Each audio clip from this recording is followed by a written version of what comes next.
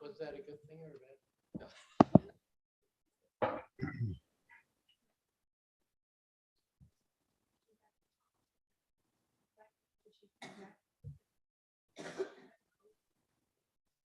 Oh my.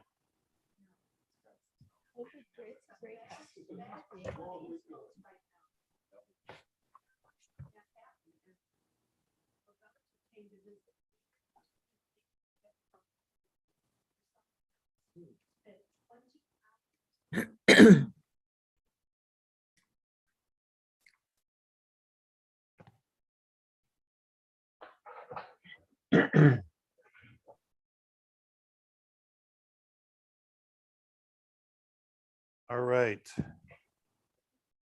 Okay.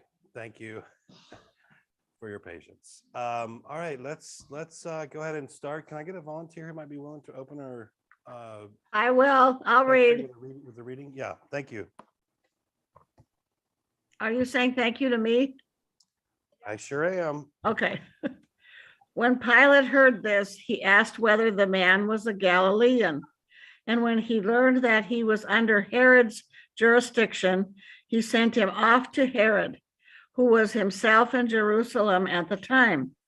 When Herod saw Jesus, he was very glad, for he had been wanting to see him for a long time because he had heard about him and was hoping to see him perform some sign.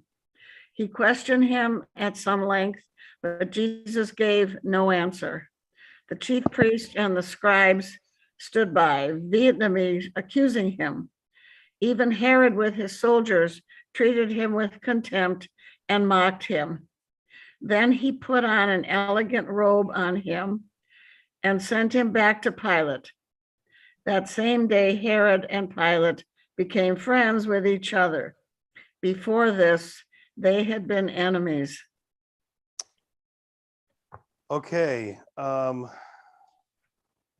Thank you very much, Diane, for that.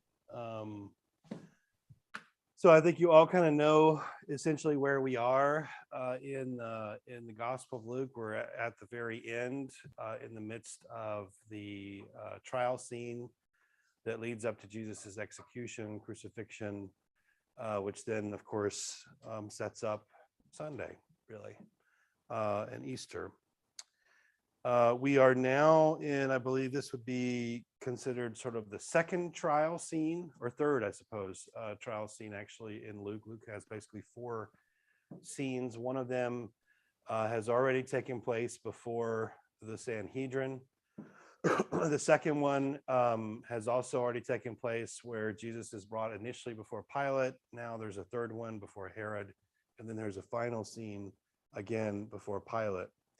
One of the things to keep in mind that we mentioned last week is the way that Luke tells the story. He tends to pare down these scenes compared to the other Gospels. What that does is it produces, particularly in a couple of these scenes, a feeling less like a trial and more like a hearing. You don't have the witnesses who are brought forth, which would be sort of a key component of any trial, etc. The exception to that is this scene. So if we were saying that Luke primarily pares things down, this scene actually, it only appears in Luke. So this is kind of his contribution in a way to the telling of this story. Because of that, because it only shows up here, there certainly have been questions about its historical reliability, et cetera, et cetera. I don't want to get into that question. The one thing I think that we can take away from this in an overarching sense is the sensibility that comes from Psalm 2:2, which is can be paraphrased that the kings of the earth conspire against me and my Holy One. And that's what we see going on here with Pilate and Herod conspiring together to effectively do away with Jesus, or at least you get the feeling of that from the scene. So let's jump in then to the actual verses and kind of move into into this. So starting in verse 6, so 6 and 7, I kind of take these two together, and then I'll clump a couple of the others together as well.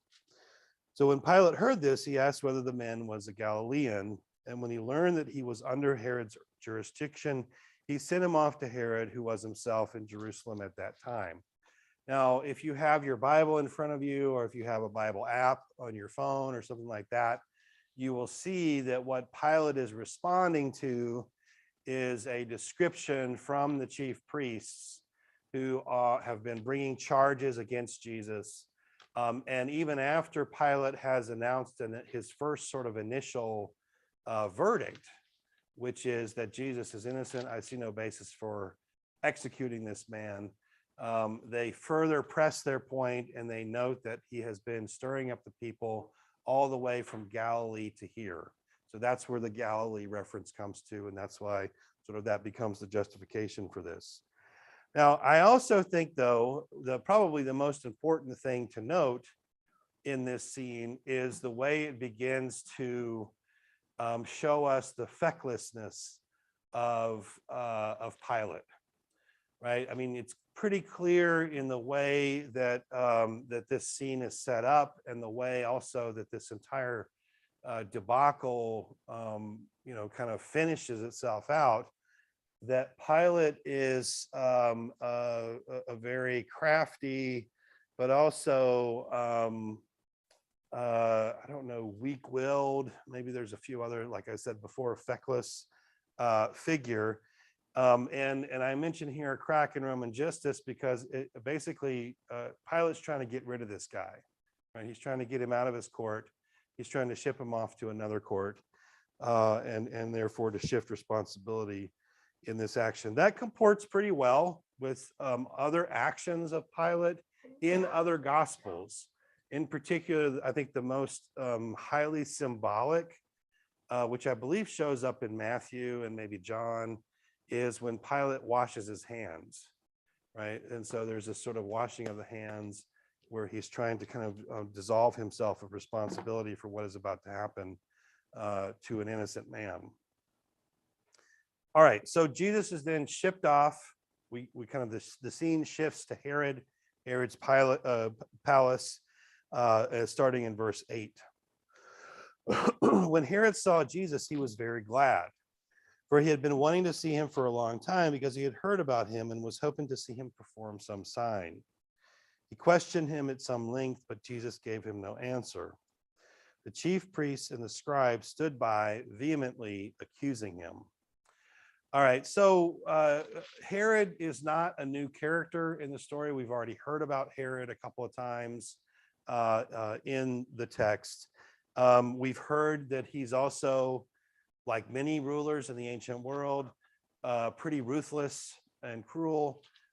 We know, of course, about the execution of John the Baptist by this point in time. And even, I think there's even the scene in chapter 9 where he sort of wonders if Jesus might not be John the Baptist returned from the dead, and he's kind of curious. So the curiosity that we, in a sense, have already heard about Herod shows up again here in this scene. Yes. Is this the second or third Herod? This would be the second Herod, because the first Herod, Herod the Great that died at right, his this would birth. be Herod Antipas, I believe. Yeah. I think that's correct. Yeah. I know it's the second Herod. I don't know about the Antipas part. And then lastly, really a consistent theme, or kind of a theme through most of these scenes. And as we've already mentioned before, that from Luke's perspective, the real motor pushing for Jesus's execution is not the people, it's the religious authorities. And so here they are depicted having traveled essentially with Jesus to Herod's palace to press their point for his execution, his removal from Jerusalem, from the earth. All right, then starting then in verse 11, we get sort of Herod's response in a sense, and it fits in with the response of other leaders, which I think we can just say is callous, right? Essentially a callous injustice. So even Herod with his soldiers treated him with contempt and mocked him. Then he put an elegant robe on him and he sent him back to Pilate. That same day, Herod and Pilate became friends with each other. Before this, they had been enemies. Now, verse 11 obviously is the one I was referring to in terms of the callousness and the contempt, right? So as I mentioned here, the kind of the background, and it is interesting, as I kind of was working through Luke, it's not quite as graphic in some ways as Mark or Matthew, where we hear about Jesus being flogged. We hear about the crown of thorns, for instance, those kind of things. Those some of those details are sort of left unsaid in Luke. But we do pick up on sort of the mistreatment in places like this, in verses like this, particularly verse 11. And in particular, Herod is kind of playing along, is one way we could think about this. One of the things, though, that I think is really interesting, of course, is verse 12, right? Verse 12 speaks volumes about both Herod and Pilate. It speaks volumes about the nature of power. It speaks volumes about how innocent people are often simply pawns in bigger games, as well as, of course, saying something about Jesus and his situation. And it's particularly verse 12, I think, that especially resonates with Psalm 2:2. So as I mentioned, Psalm 2:2 is a psalm that says, the kings of the earth conspire against Yahweh and his anointed, that kind of sensibility. There is, though, there is something else here. There's kind of an interesting historical detail, which is for the text to say that Herod and Pilate became friends. This is not just a relationship statement. This is a statement about Herod, by Pilate sending Jesus to Herod, he is effectively recognizing Herod as an equal. And so there is something here more than just sort of, we would talk about becoming friends or things like that.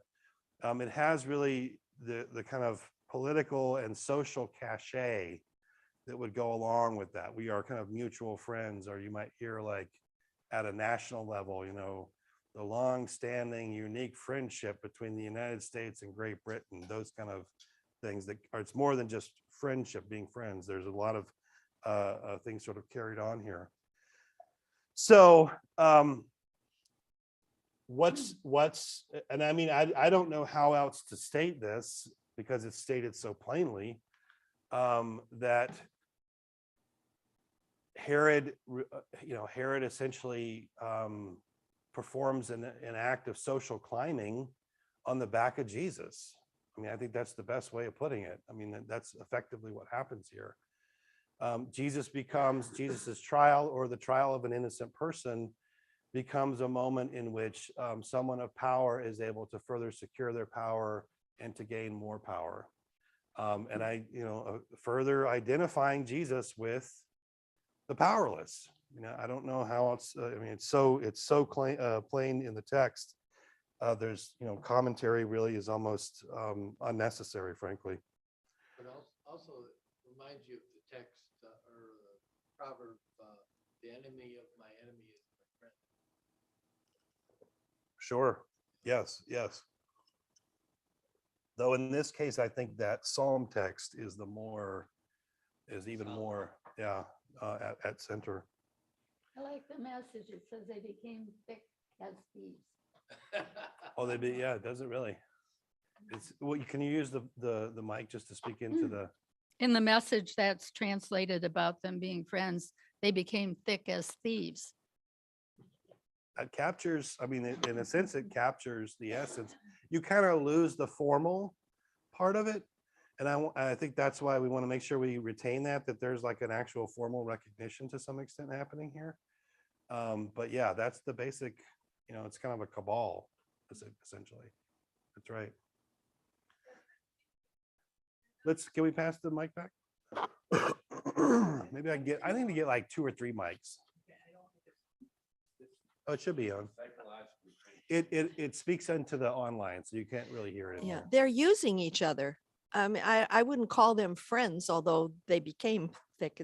But there's probably a lot of jealousy, and they're not friends.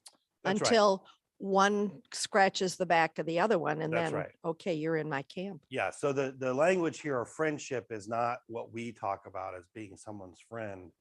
This is a language that has a very specific social and political meaning, right?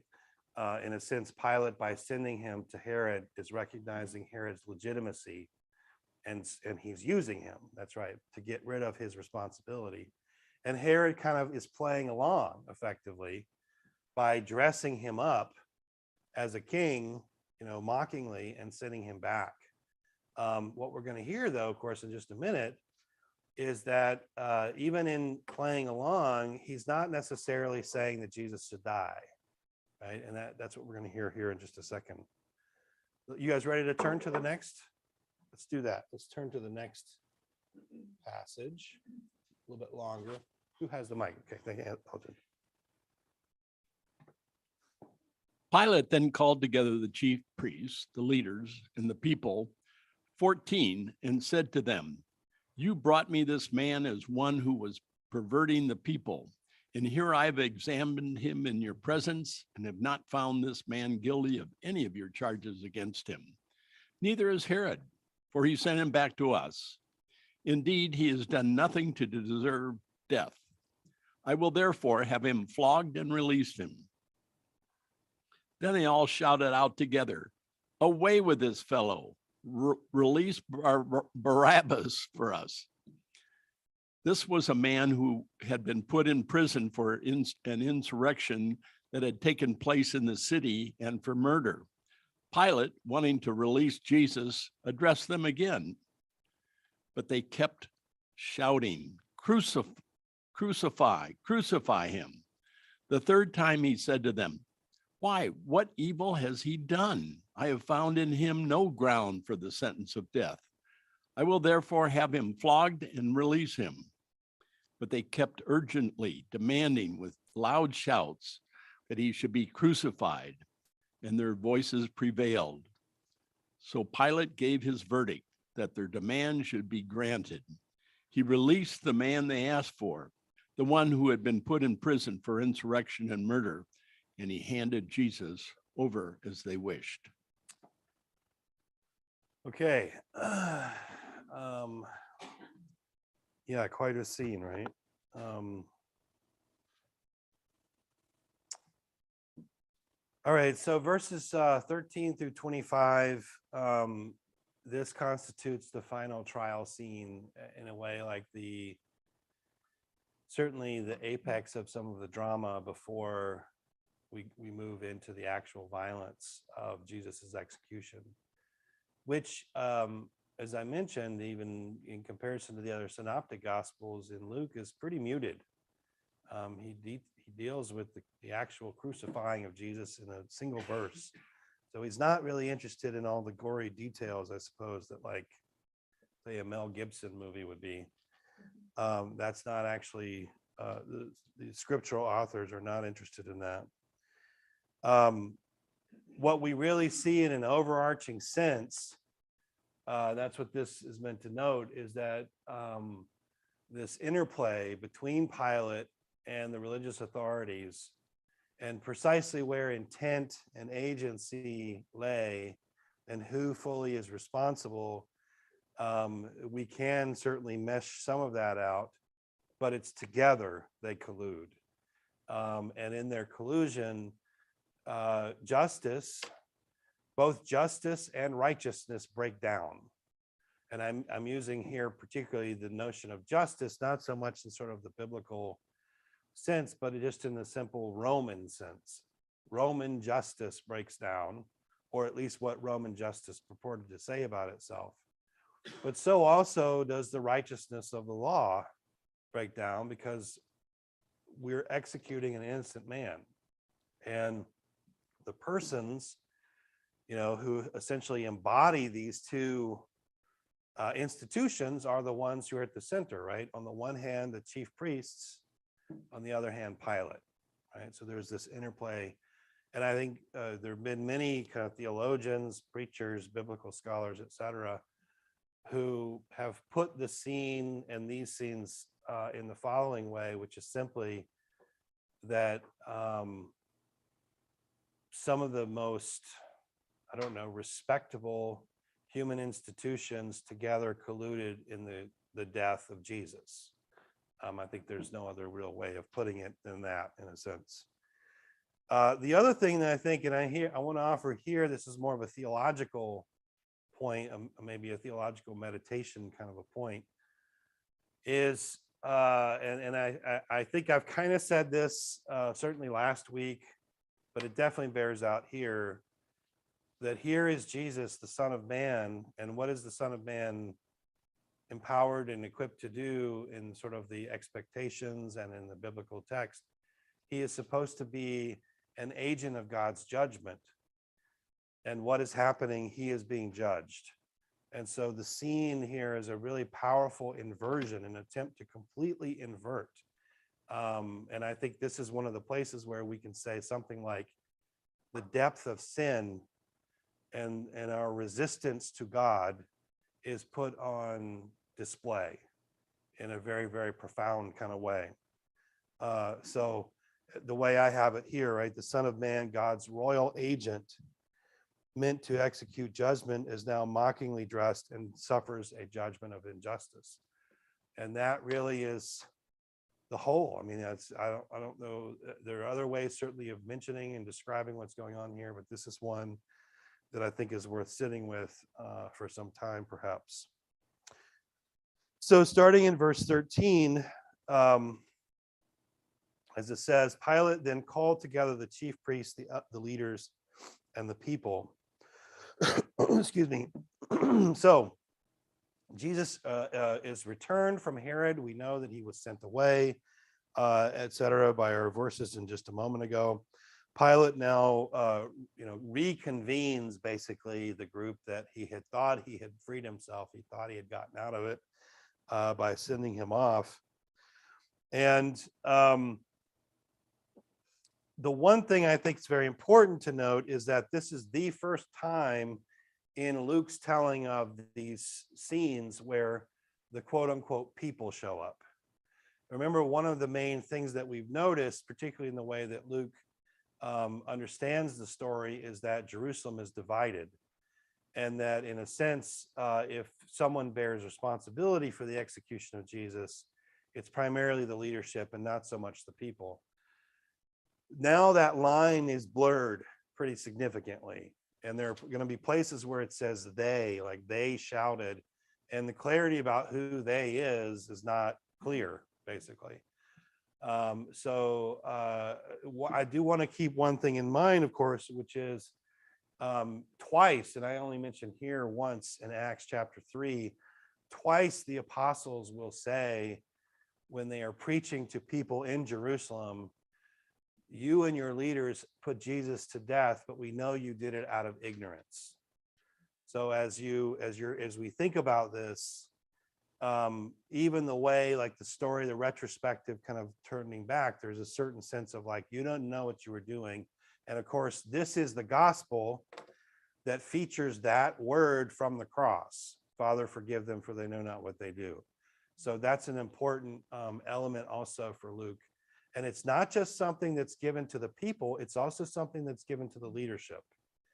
All right. And we will see when we get to Joseph of Arimathea, that the one who buries Jesus, that he's a member of the Sanhedrin and that he didn't agree with their plans. And so it tells us that, yeah, the leadership is responsible primarily, but the leadership itself is not like some singular block in which there are not other voices. And, so things are always a little bit more complicated.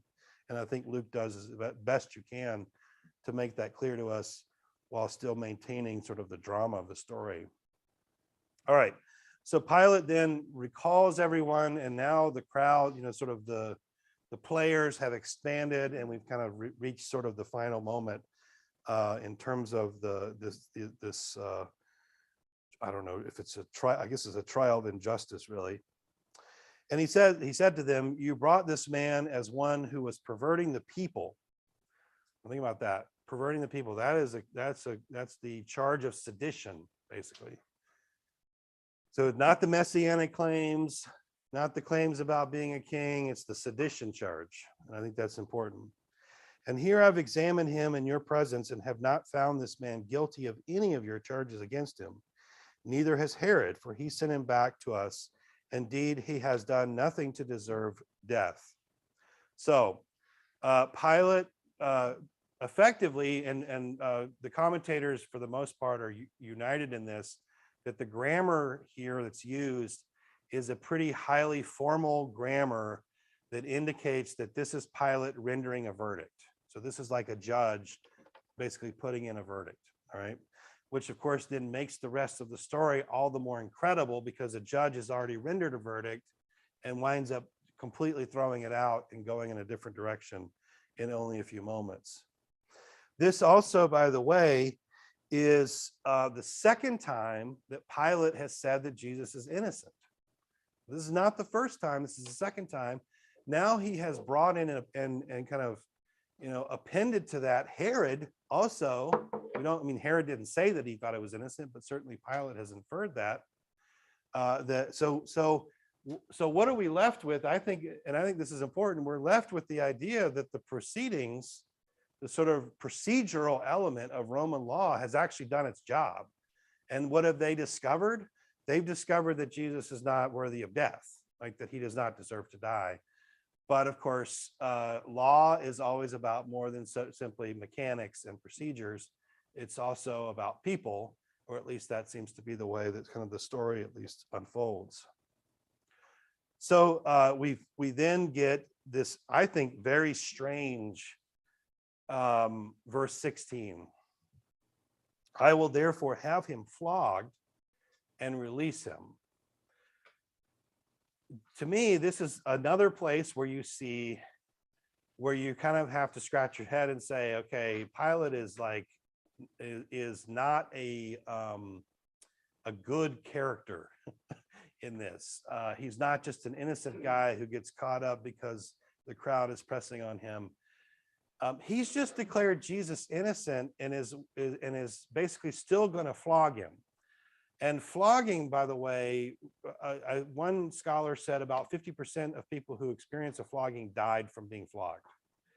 So it's not like they're just going to pull out the belt and give you a couple smacks on the bottom, which is not something we necessarily do anymore. But I certainly experienced that as I was growing up.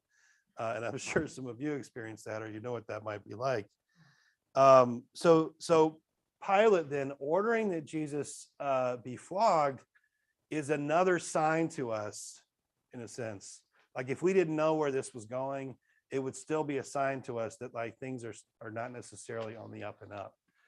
It makes it clear then that in a way, Pilate is not as much concerned about innocence, justice, etc., but he's concerned about something else. And I personally think that the thing that pushes Pilate over the edge in this gospel is he's concerned about law and order as opposed to justice. In other words, the reason that Jesus is on trial is because of what? Sedition. So if this guy even has a hint of sedition, maybe he should be flogged. That's sort of the way I would kind of read this in a sense. As I mentioned here, flogging could be a physical catastrophe. And I think there's plenty of evidence, like if we were kind of talking evidentiarily in terms of why it is that Jesus actually dies, it's probably a combination of blood loss from the flogging as well as asphyxiation, which is the typical way that people died when they were crucified. Do they know whether that is just a whip or cat and There's no details here. That's a good question though, but the cat of nine tails would be even, it's got little bits of bone and glass and at the ends of those straps. That's right.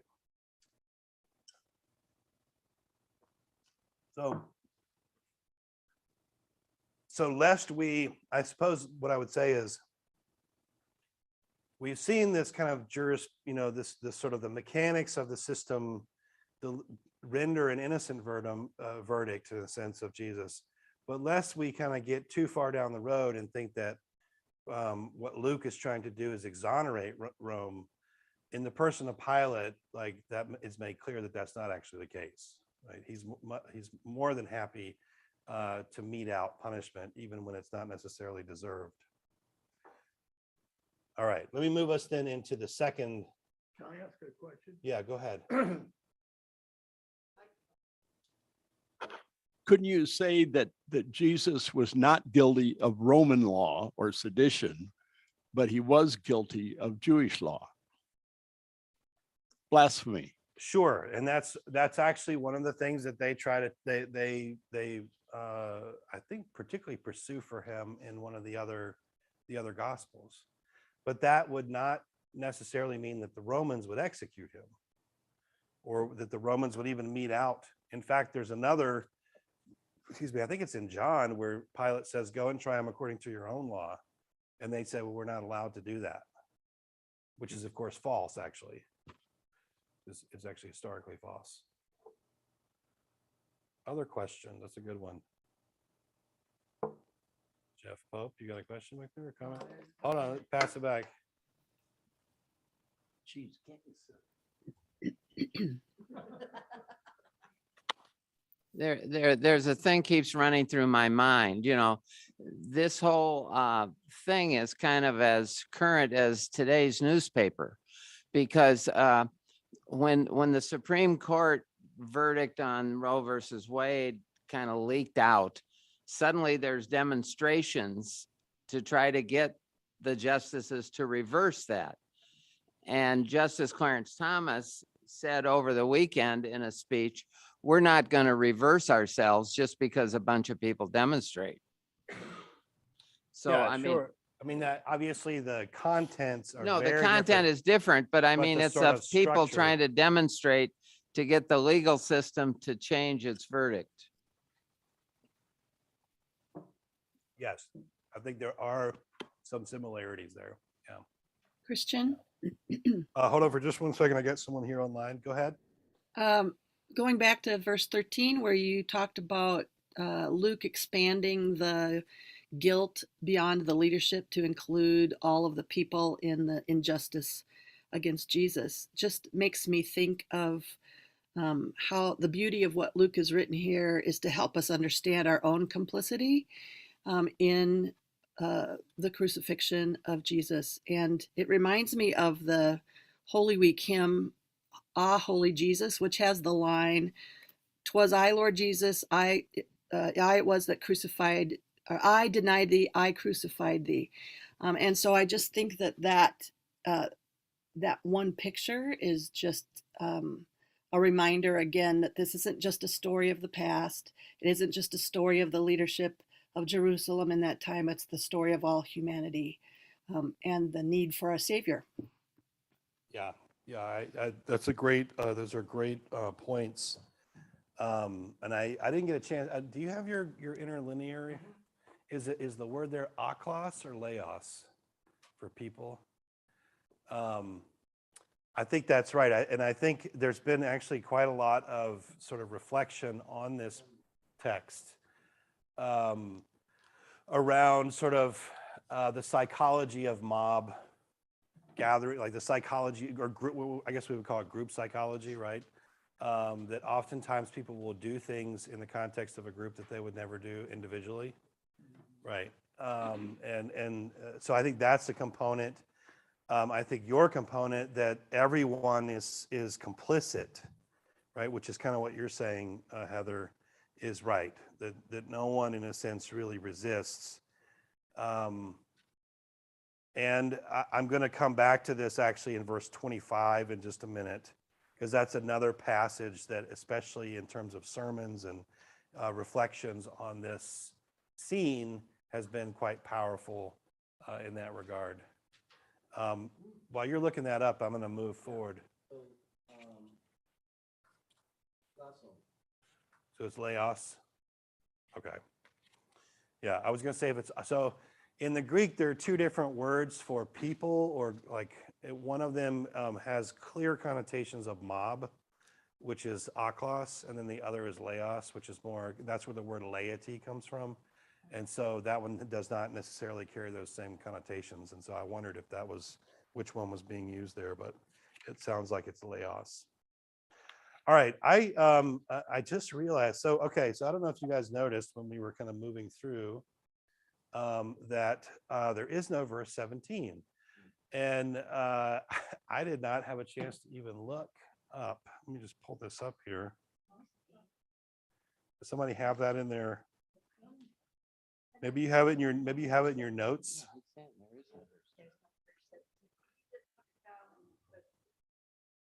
I'm sure I've got it here on my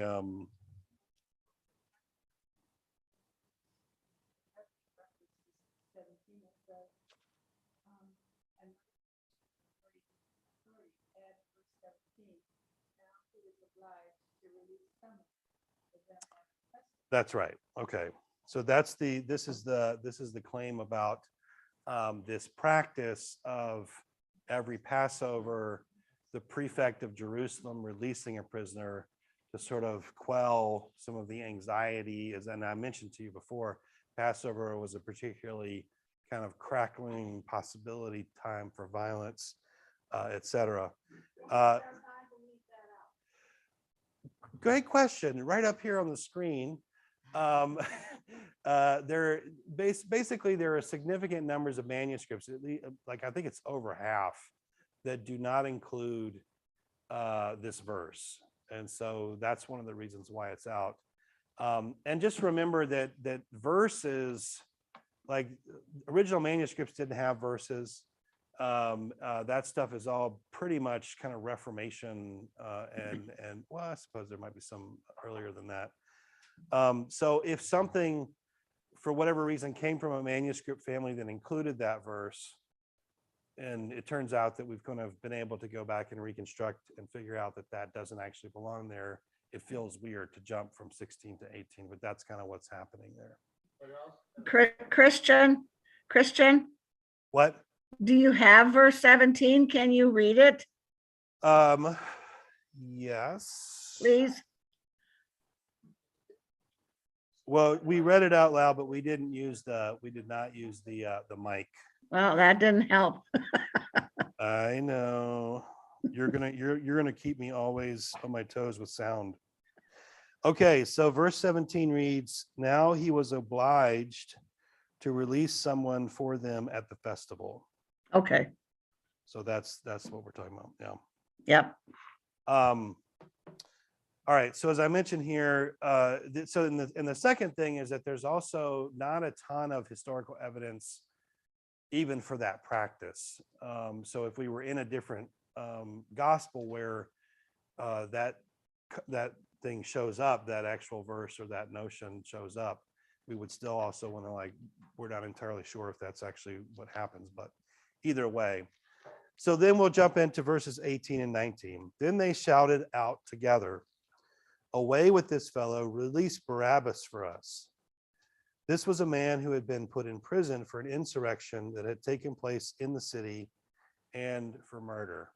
So here's a guy, right, who clearly is a practitioner of sedition. And there's so many things here to think about in terms of what's motivating Pilate, where the crowd is coming from, etc. What we get though from 18 all the way up to 25 is basically a back and forth between Pilate and the crowd, and then of course the people, of course, are also involved in this first melee, or this first back and forth. I suppose we could say that there is a pointed rejection, a vigorous rejection of Pilate's initial verdict, right, which is that Jesus is innocent and should be released. They claim or argue for instead another figure. We don't, historically, again, there's questions about who this person was, but the name here is very interesting and intriguing theologically, because Barabbas literally means son of the Father. And so, here's the Son of Man and the Son of the Father, and here's one who's completely innocent and who spent his life seeking to liberate people, but through acts of power and healing, restoration, love, and another also committed to freedom, but through very different means. Right. So Barabbas here, and I think there's a lot to work with here. And just one idea is simply that this is a kind of blatant statement of what we have seen throughout the gospel, which is the struggle that people have had to really recognize who Jesus was, right? The inability to discern who the true Son of God, the true Son of the Father actually is, right? The true way of God, we might even say, because that's really what, in a sense, the Son embodies. And that's again my second point here. The demand for someone of that character is not just about that person; it's about that person's way of life, that person's character. So there's a choice being made here, not just between the personalities of Jesus and Barabbas, but the ways of life that they represent. And I think that's a very important thing as we sort of reflect on this. I'm looking at. Hold on, there's a mic. You got it right in front of you. You've got it right in front of you. You've got the mic. Who's got the mic? No, I want to say this thing about turning it over to the crowd. That's expanded very clearly in Matthew. It says Go ahead and read. it was an old custom during the feast for the governor to pardon a single prisoner named by the crowd. That's verse 17. Right, that would But be it's in verse. Matthew. That's right. That would be verse 17 in Luke. But yeah, But then, but even that is historically, it's difficult for us to discern if that's actually what happened at that point in time. Like, or if well, that's then just a there's detail. further, and as I'm reading down there, it says Pilate's wife sent him a message. Don't get mixed up in judging this man. I've just been through a long and troubled night because of a dream about him. Yes, That doesn't appear anywhere else, does it? that's right. No, it does We not. don't have any idea what really went on, do we? We have a basic arc, I think. We have an arc of what went on. We have key players. We actually know a lot. But we don't have like HD clarity. You know what I mean? We have like 1970s, boob tube clarity, not, flat screen LCD HD. Can you pass the mic up to Don? And then I think Kirby's also got a comment too. Along that line, I mean, talks about the people, but somebody there with a bullhorn or something helping these people with their. There are no bullhorns in Yeah, the I ancient mean, the world. same idea as. What are you asking? I'm Sorry? asking is, how do the people get so united in asking him to be crucified? I think this is part of the mystery of the scene. And I think there are lots of different things that we can bring in. One of them, of course, and Luke in particular is pretty good at this, is highlighting the fact that this is not just a human historical, it's not just human historical actors at play here, right? Because what is it? It's Luke that says that Satan entered into Judas to betray. It's Luke that in Luke, it's where Jesus says Satan has asked to sift all of the disciples. Jesus also, of course, there are other gospels that do this too, says, you're resting me at night because now is the time of the power of darkness. So there's clearly a kind of demonic element here at play. I think in addition, of course, to that is some of the other very interesting things that I mentioned before, where reflection on this has brought in group dynamic reflections and how people can be easily swayed. And like, for instance, one very plausible description that I thought was interesting, I wasn't necessarily going to share it, was the people had been resisting the leadership about Jesus all the way up until we get to Pilate, right?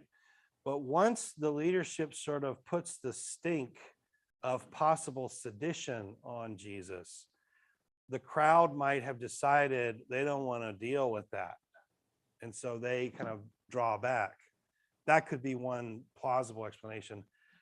However, it's very interesting because at the crucifixion scene, when the crowd leaves, they leave beating their breasts, it says. So they leave like, that's almost a story of like mourning, of like genuine regret.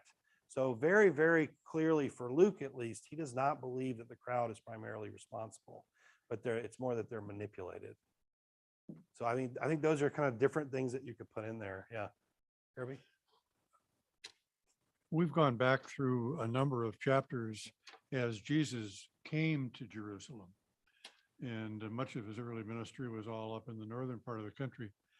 And I'm struck by the fact that he arrives in Jerusalem and isn't there very long when these scenes take place. That's right.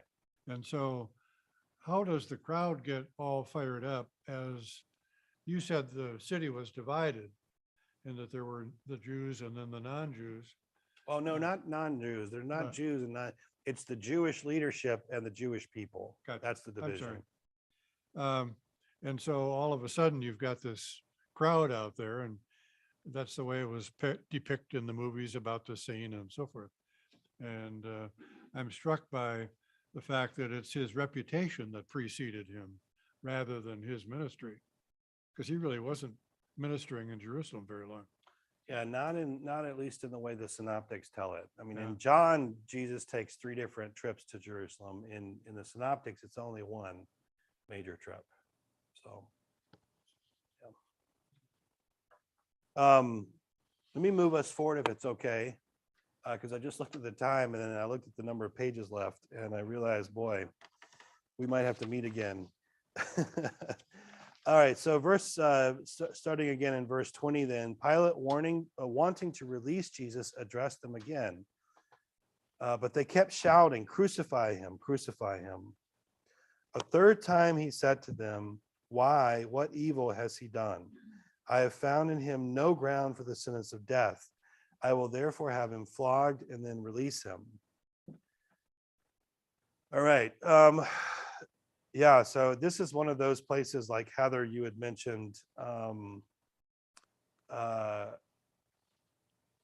our complicity, right? And I think if you've ever participated or been in a passion play, or you've heard a kind of a musical rendition or something like that, the crowd and the fact that in a sense we all get caught up in this. From different kinds of angles, some of us with great malicious intent, others of us through, curiosity or a lack of judgment, et cetera, whatever the case may be.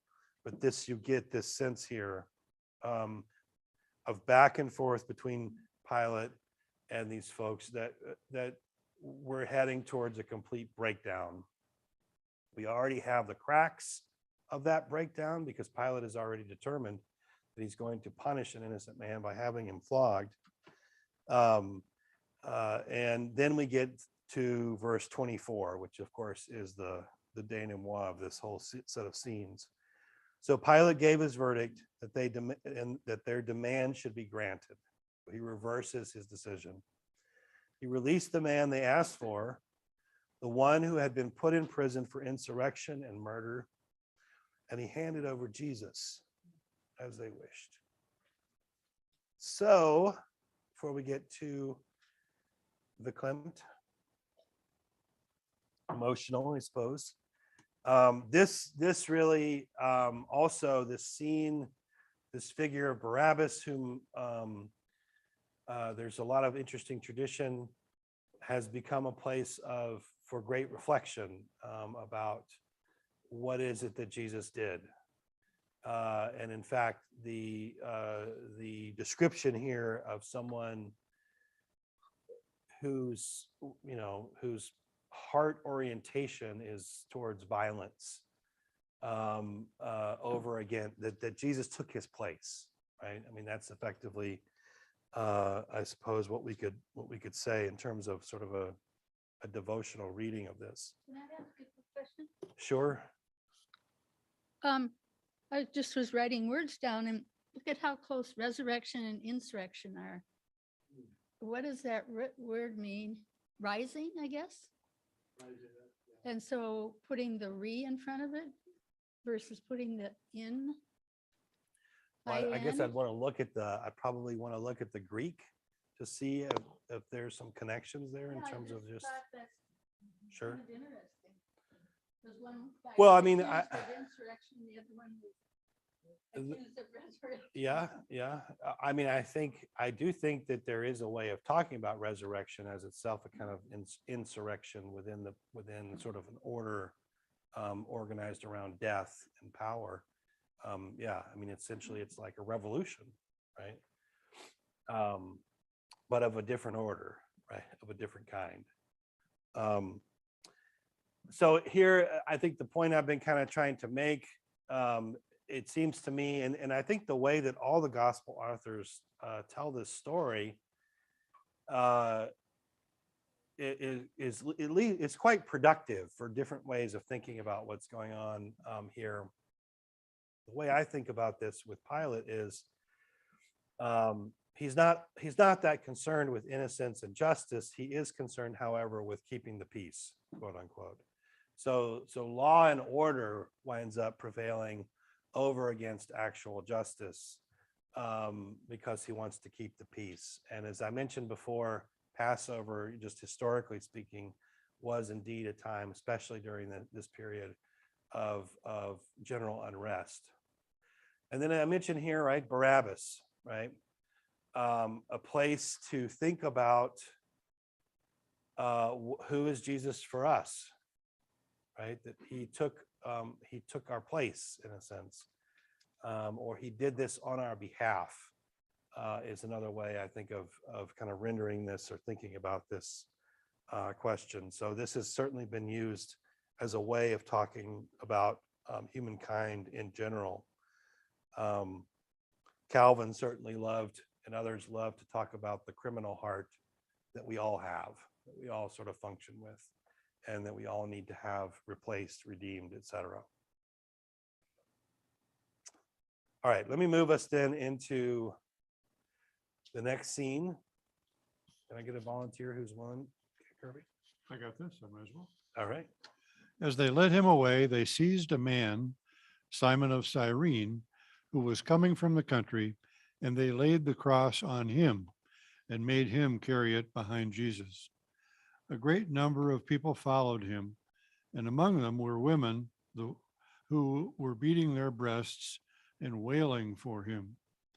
But Jesus turned to them and said, "Daughters of Jerusalem, do not weep for me, but weep for yourselves and for your children. For the days are surely coming when they will say, 'Blessed are the barren, and the woman that never bore, and the breast that never nursed.' Then they will begin to say to the mountains, 'Fall on us,' and to the hills, 'Cover us.' For if they do this when the wood is green, what will happen when it is dry?" Okay. Oh, I guess I thought I had adjusted all that material, so it's just up there for you to see, rather than kind of coming in as I normally do this. So starting then in verse 26, and as they led him away, they seized a man, Simon of Cyrene, who was coming from the country, and they laid the cross on him and made him carry it behind Jesus. As I say here, Luke omits to tell us or talk about the flogging, the crown of thorns. I don't think that omission is meant to say that from Luke's perspective that didn't happen. It's simply he doesn't include it in the telling of this. In particular, the fact that Jesus would or that they would need to grab someone else to carry Jesus's cross would seem to indicate that more than likely he was too exhausted from that experience to be able to do that on his own. Now, Simon of Cyrene, just like Barabbas, has been a figure of reflection, so also has Simon of Cyrene. Cyrene was a pretty well-known city in North Africa with a significant Jewish population. It's, of course, typically in the kind of artistic renderings, Simon is rendered as a Black African, which of course is entirely possible, but we don't know that for certain. But nevertheless, Cyrene is from North Africa, or is in North Africa. Simon shows up. This person's name is mentioned across the Gospels. And in fact, I think it's in the Gospel of Mark or Matthew, we even hear about his two sons. And this kind of comes back to the, like, I think some of us have asked these questions, why this particular detail is preserved in the story. I think in this case, we can probably surmise that Simon still had gone on to play an important role in the life of the community, to the point where his name and the names of his children, his two sons, were known. The last point that I have under there is that the way that Luke describes what Simon does is that Simon literally becomes like a disciple, because he picks up the cross and follows Jesus, right? Which of course is something that we've already heard.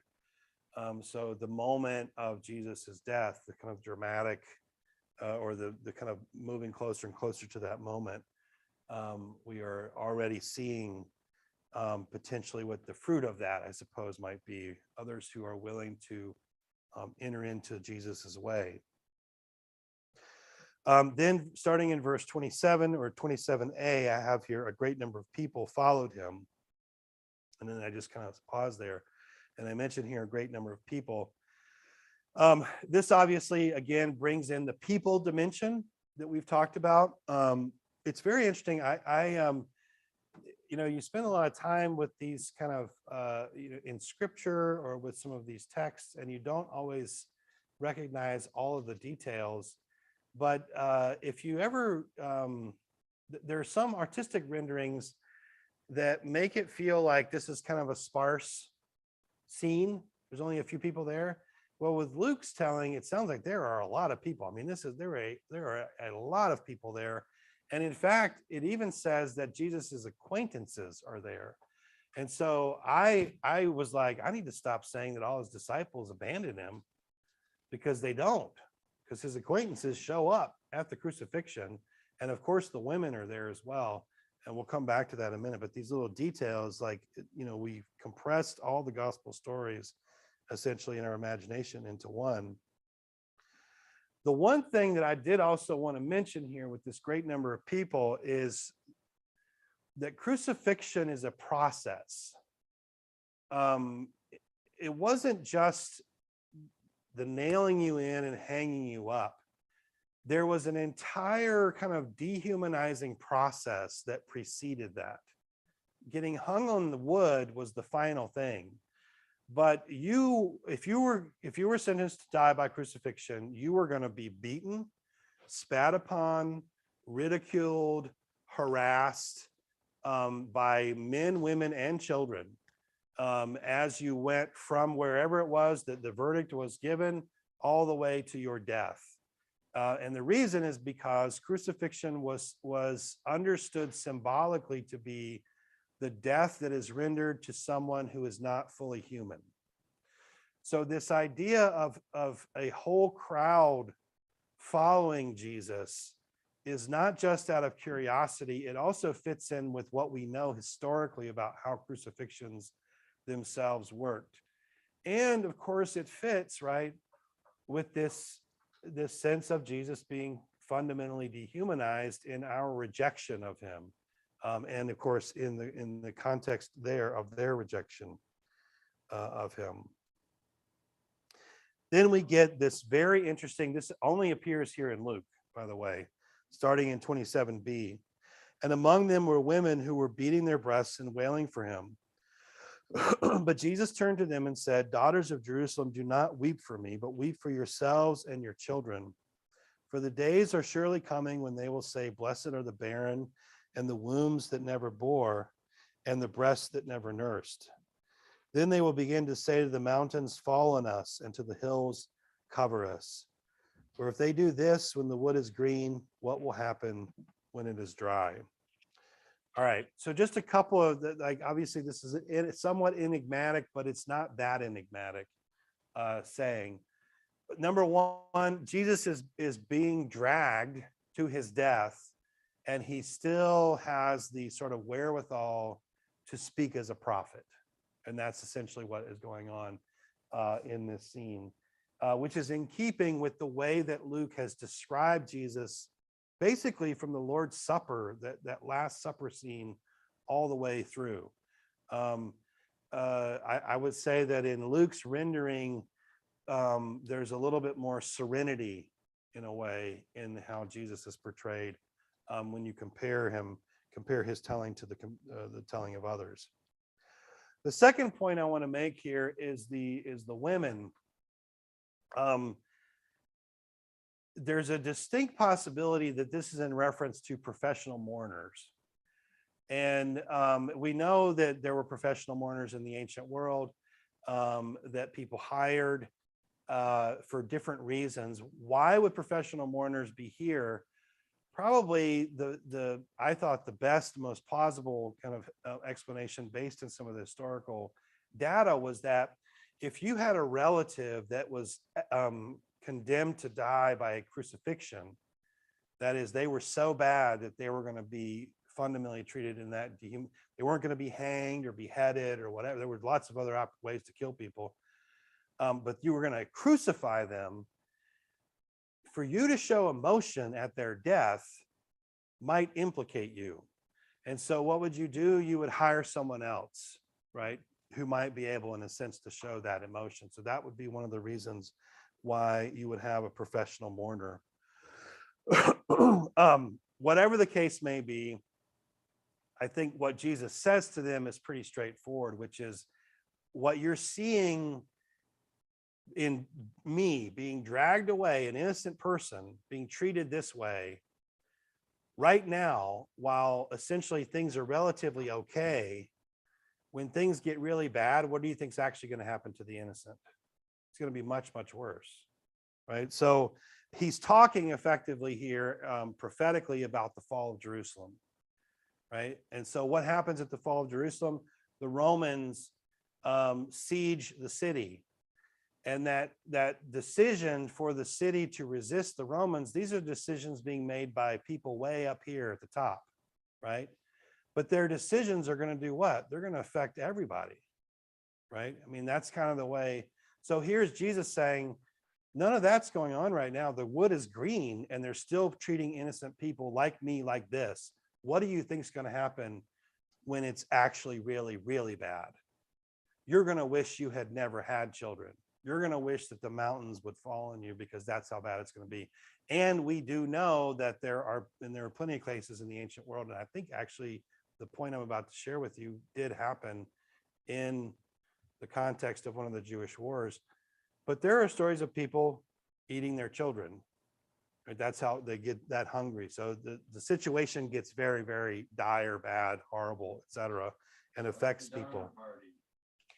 Sort of like the Donner Party, yeah. But a little bit worse. All right. Not too shabby, guys, right? What do you think? We got some time for some more? All right, let's do this.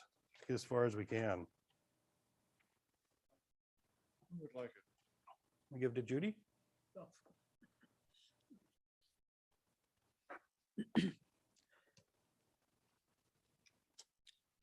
Two others also, who were criminals, were led away to be put to death with him.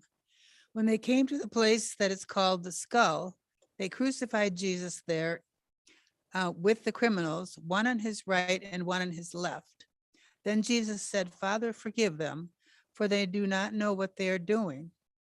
And they cast lots to divide his clothing, and the people stood by watching. But the leaders scoffed at him, saying, "He saved others, let him save himself if he is the Messiah of God, his chosen one." The soldiers also mocked him, coming up and offering him sour wine and saying, "If you are the king of the Jews, save yourself." There was also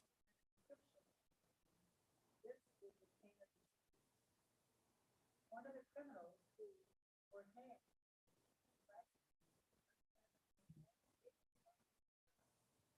But the other refused. "Do not fear God, since you are under the same sentence.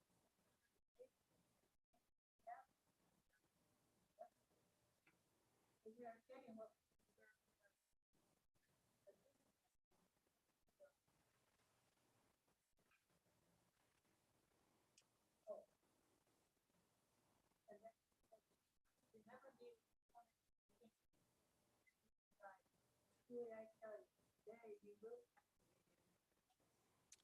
Okay. So, yeah, we're entering now into the crucifixion scene itself. As I kind of mentioned here, in terms of the way that Luke organizes how he tells the story, we have sets of three that show up, right? So there are three crosses. There are three groups of people that are described around the cross.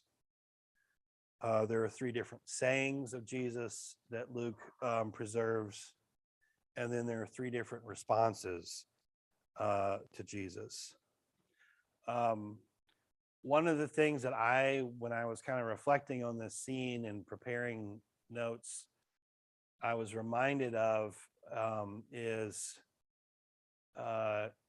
so in the Gospel of John and in the kind of the history of the church, when they stabbed Jesus with the spear and he has this issue of blood and water, for some traditions, that has been the moment of the birth of the church, because it's a birthing sign. When a woman gives birth, what comes out? Water and blood is kind of the idea. So that was sort of the symbolic sensibility. Well, if that's the case, other theologians building on that have said, in some ways, this is the first church, this scene. So this scene where Jesus is surrounded by these two people, and kind of just resonates also with like two or more gathered in our midst, et cetera, or, two or more gathered in my name, I'll be there. It also fits pretty well. And I know it kind of feels weird, but one of the questions throughout the entire gospel, which is very much operative here, is how will we respond to Jesus when we are confronted with him? And we have one criminal respond one way and one criminal respond another, right? And so that dynamic, that question that's been put to us again and again in the stories of Jesus is put to us, especially here now in his death. Yes.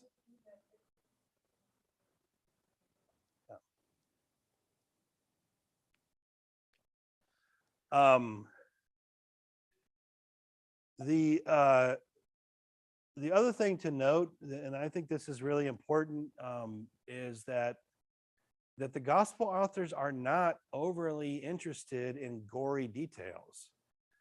That is something that Hollywood is interested in. Like the Mel Gibson movies are not based on the gospels. They're based on a series of visions of a medieval mystic, or maybe she was even a 19th century German mystic, I can't remember, where talking about all the times Jesus was hit and beaten and all those things, that's what she was interested in. Gospel authors are not overly interested in that. And if you actually read into the law, if you read Leviticus 16, the Day of Atonement, it's not interested in gory details about how to kill an animal, right? So my point is that and I think this is very important theologically, the Bible is not interested in death, it's interested in life. And this, to me, is one of the most straightforward points here, that Jesus's death is depicted in a single verse, his actual crucifixion, right? We don't get like 10 verses of how many times the nails were driven into his hands. No, that's not the point, actually. There's way more ink spilled on how he lived his life. All right. And I think that's extremely important for us to keep in mind as we think about his death, which is, of course, a faithful death, right? He stays faithful to his mission.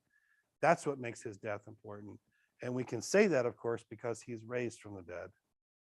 So, as I mentioned here, all the gospels are generally unconcerned with these gory details that we sort of find in some of these Hollywood movies. And I think we want to make sure that we keep that in mind. So starting in verse 32, two others also who were criminals were led away to be put to death with him.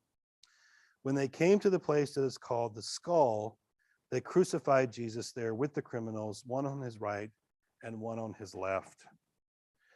All right, now we get we start to hear the resonance with, certain Old Testament or Hebrew Bible motifs. Of course, one of the most important ones is the suffering servant in Isaiah chapters 52 and 53. And one of the elements in that reference of one who suffers innocently on behalf of others, that's the basic idea, and that suffering is somehow atoning and righteous, is that by all appearances, the one who suffers appears to be cursed and lawless, right? And so here's Jesus crucified how? With criminals, as a criminal, right? That's how he's rendered, even though we know, as we've gone through this story, that he is not, in a sense, guilty in that way. So he's numbered among the lawless, which we'd already heard about back in chapter 22, when he's kind of having that dialogue at the table with his disciples, and they're like, should we have a sword or not? And he's like, sure, have a sword, but I told you that I think that was symbolically about this.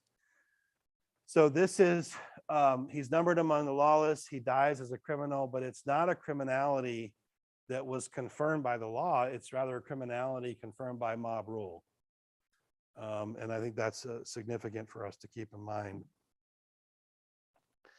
All right, then we get into verse 34. This is our first saying. Then Jesus said, Father, forgive them, for they do not know what they are doing. And they cast lots to divide his clothing. This first saying, one of the reasons why it's in brackets in your, is that it also doesn't show up in all the manuscripts, but the fact that it's included means that it shows up in enough manuscripts for it to necessarily be included. And it definitely fits with the teaching of Jesus, as well as the teaching of Paul and others around the nature of forgiveness and sort of its unending character.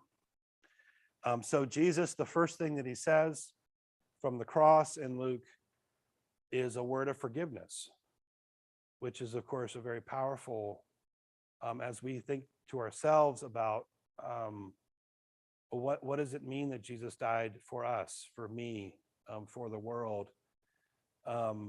One of the most important things is it means forgiveness, that even undergoing this process of being treated unjustly, how does Jesus respond to that? He does not respond out of anger. He responds out of genuine forgiveness. And I think we can live with that, sit with that. And that has a lot to say. What then happens, right? His clothing is, of course, split up. This is a little detail that shows up in a lot of the Gospels, and some of them have a little bit more detail around this than others. And I think there's a couple of reasons that this shows up. Number one is it indicates the finality. Like, this guy's going to be dead and he does not need these things. So this is one of the last sort of moments of dehumanization and death before he actually dies, to take his possessions and to split them up, and not even through inheritance, but rather through people who are there executing him. It also, of course, is prophetic, and it brings us back to one of the most important of all the early passages that Christians, as they tried to figure out, like, why did the Messiah have to die? Like that's the big question that I think the early Christian movement, even though they had met the risen Jesus, still struggled to understand. Well, Psalm 22 was one of the most important texts for them as they meditated upon this. And Psalm 22 talks about precisely this, this notion of clothing being disseminated or kind of divided up by the persecutors. All right, 35, starting in 35 and up to 37. And the people stood by watching, but the leaders scoffed at him, saying, he saved others, let him save himself, if he is the Messiah of God, his chosen one. The soldiers also mocked him, coming up and offering him sour wine, and saying, if you are the king of the Jews, save yourself.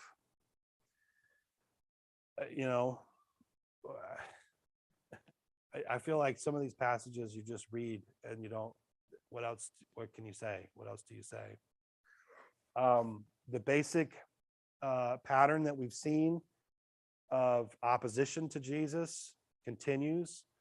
Now, the role of the people, again, and what I mentioned before is I didn't want to say that everyone gets lumped all of a sudden, but the line certainly blurred because the people were involved in this. But now they basically become bystanders. And I think this has also been a place of rich reflection in thinking about the Holocaust, because the problem of being a bystander, of being someone who would not speak out in the face of injustice. And then we get the final verse here, verse 38, at least for our page. There was also an inscription over him, "This is the King of the Jews." Now we get a lot more detail about this inscription, the motivations for it, the fact that it's in different languages, etc. All those little details come from other gospels, and I think in particular the Gospel of John. Whereas here we just get the inscription and we don't get a lot of the detail for why this is the case. I think if we were just looking at this from the vantage of Luke, this is sort of another stamp by the authorities of Jesus. One of the central reasons, and I had to do a lot of research around crucifixion, and there are lots and lots of Roman authors in the ancient world that they found crucifixion to be utterly vile, horrible, couldn't believe that it was allowed, kind of thing. And at the very same time, those very same people would say, but we still need to use it. So they understood how horrific it was, dehumanizing it was, but they believed it still needed to be used. Why did they still need it? Because it was an effective deterrent. So this sign that's put over Jesus, I think, can be read as sort of that kind of fitting in that deterrent element, at least if we think historically, right? This guy, and remember, he's not even, Pilate doesn't even want to get rid of this guy based on this, at least not in Luke's gospel, based on the claim that he was a king. He's really more concerned about the fact of sedition. But this guy claims to be a king of the Jews. Well, this is what happens to kings of the Jews. They get hung up on wooden crosses because they messed with Rome. That's the basic message. If we step back theologically, and we could, especially if we were in John's gospel, this is also the site of God overcoming the power of sin and death. We don't know exactly how or why, but we know that Jesus dies and his death is of such profound significance because he's raised from the dead, and in that action he sets us free. Why did he have to die precisely? There's different kinds of explanations that are put forward. There's a lot of reasons, perhaps, I suppose we could take, but why do I say all that? Because this is God being king. That's why. God is willing to hazard death on our behalf so that we can be set free. So that's another way, I think, of reading this plaque, which is meant completely mockingly of Jesus, and certainly has historical reasons, et cetera, but it has these also deeper theological reasons. God is not afraid of death so that we can live. All right, I'll pull myself together. So starting in verse 39, I'm just going to finish up. I'm sorry, we're a couple minutes over. I apologize. one of the criminals who were hanged there kept deriding him and saying, "Are you not the Messiah? Save yourself and us." Right. So we mentioned a moment ago, right? The possibility of reading this is like the first church. And I think about that in like how rancorous we can be with one another. And even here, right? You have this kind of argument going on. What can we say, maybe less sort of with less kind of pressure on our claims, is that this first criminal really channels what he's hearing from the crowd and from the leadership, right? He literally almost repeats word for word essentially what the leadership and the soldiers have been saying, right? If you're the Messiah, save yourself. And while you're at it, why don't you save us too, right? And I think you could say, and like if we were to have mercy on this figure, in the finality and the material reality of death, right? He succumbs to these claims, right? And he parrots them from the cross. Well, that's contrasted with another person, right? The second criminal. But the other one rebuked him, saying, "Do you not fear God, since you are under the same sentence of condemnation? And we indeed have been condemned justly, for we are getting what we deserve for our deeds. But this man has done nothing wrong." Then he said, "Jesus, remember me when you come into your kingdom." So the second figure does a number of things. One is that he recognizes, I mean, we don't know how precisely this is the case, but his voice is added then to Pilate. I mean, think about it, to Pilate and Herod, and of course to us as readers. We know that he's innocent, effectively, as those who've been reading this, right? So he proclaims, right, Jesus is wrongly condemned and is innocent. Secondly, though, and I think this is important because, again, it also is in keeping, and this is why I say this is a faithfulness unto death. Like all the way up to the last minute, Jesus is just completely consistent in his character. He's been a prophet. He's been one who extends forgiveness. And now someone is going to come to him and ask him to rescue him on the cross. I mean, think about that. And what does he do? He says he's going to rescue him, right? So the consistency of his life is on display. I'm so glad I'm not having to do this in the middle of the meeting house. Boy, I tell you what. All right, good. I hadn't cried, I think, for a long, long time. So you guys are getting a lot of good stuff. So right throughout the gospel, someone in a dire situation now comes to Jesus, basically, right? And I think that's how we can understand his question, that, remember me when you come into your kingdom. It also kind of interestingly echoes back to the kingship parable that just precedes when Jesus enters into Jerusalem. And it talks about one who wants to, goes off to figure out if he's going to be king or not. And I think, again, the criminal turning, is also been used, and it's been used rightly, because it says that it's never too late to start. It's never too late to turn, in a sense. And of course, it's also been abused for just those reasons. That's right. Yeah, exactly. As if you knew, right? or get baptized on your deathbed, as if you knew which bed that was going to be. And then what do we get? We then get the second saying, and we'll have to come back to the third saying, of course, next week. He replied, "Truly, I tell you, today you will be with me in paradise."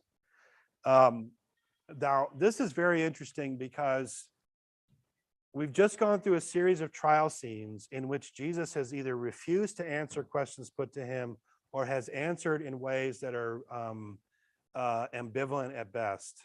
Here he answers a question, a request. He directly answers it because I think what we can take from that is that it's a legitimate question, right? It's a legitimate request. Whereas the others, right, the refusal should be read as I'm not going to play along in these games that are being kind of played out over against me. So now he turns to address him.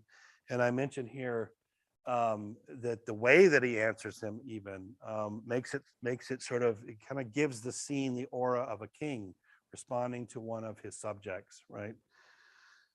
Now, what does this mean? It's obscure. It's not entirely clear. It has many different possible meanings, and you can kind of, I think, take away from it what you think you want it to mean in terms of some of these options. I think probably one of the most popular is that Jesus is basically telling him that, today he's going to be in heaven with him. So then that seems grammatically, there's a lot of justification for that, right? You're going to go to heaven immediately after you die.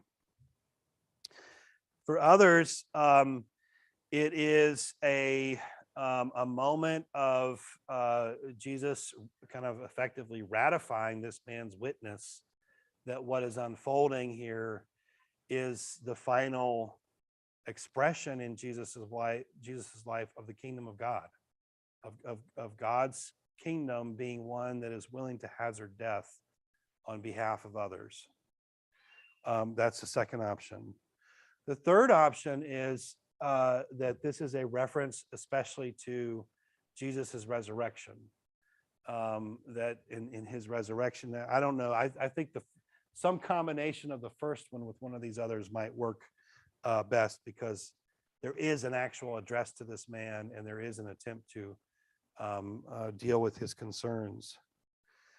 Whatever it is, however we understand the answer, the point, I think, the deep point is that now is the time to turn to Jesus.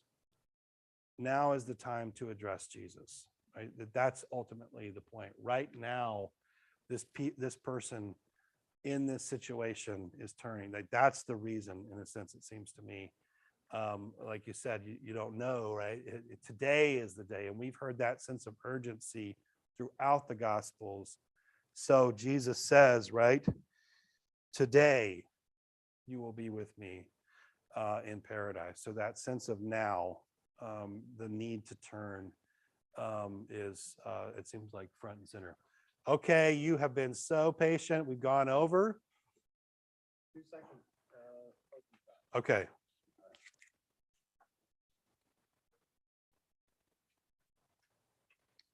This is then pertinent to, can you hold that up to your mouth? There's pertinent to the Matthew 20, the mother of